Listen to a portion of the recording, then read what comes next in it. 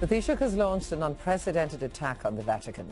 Mr Kenny told the Dáil its handling of the recent inquiry on child abuse in the Diocese of Cloyne highlighted its dysfunction, elitism and narcissism.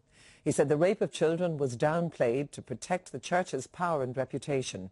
This evening, the Dáil passed an all-party motion deploring intervention by the Vatican, as outlined in the Cloyne investigation, which it says contributed to the undermining of child protection guidelines.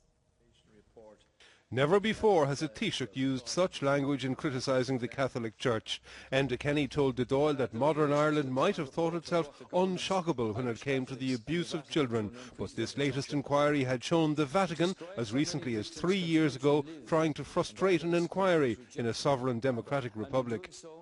The Cloyne report excavates the dysfunction, the disconnection, the elitism that dominate the culture of the Vatican today. The rape and the torture of children were downplayed or managed to uphold instead the primacy of the institution, its power, its standing and its reputation.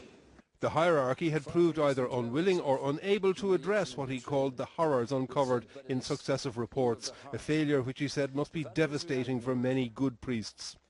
As a practicing Catholic, I don't say any of this easily. Growing up, many of us in here learned that we were part of a pilgrim church. Today that church needs to be a penitent church, a church truly and deeply penitent for the horrors it perpetrated, that it hid and that it denied.